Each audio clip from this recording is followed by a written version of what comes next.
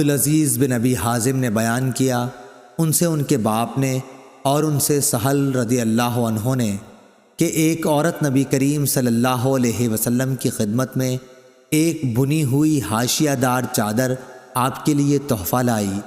سہل بن سعد رضی اللہ عنہ نے حاضرین سے پوچھا کہ تم جانتے ہو چادر کیا؟ لوگوں نے کہا کہ جی ہاں، شملہ۔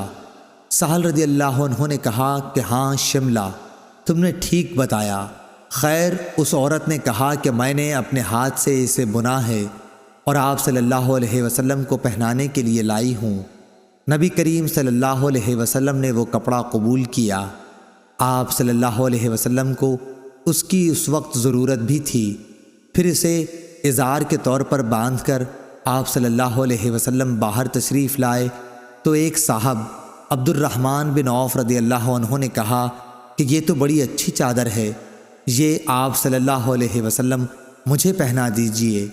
لوگوں نے کہا کہ آپ نے مانگ کر کچھ اچھا نہیں کیا، رسول اللہ صلی اللہ علیہ وسلم نے اسے اپنی ضرورت کی وجہ سے پہنا تھا اور تم نے یہ مانگ لیا، حالانکہ تم کو معلوم ہے کہ حضور صلی اللہ علیہ وسلم کسی کا سوال رد نہیں کرتے۔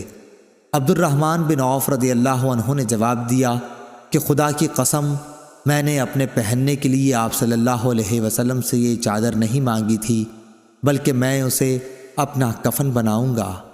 سہل رضی اللہ عنہ نے بیان کیا کہ وہی چادر ان کا کفن بنی۔ صحیح بخاری حدیث نمبر 1277۔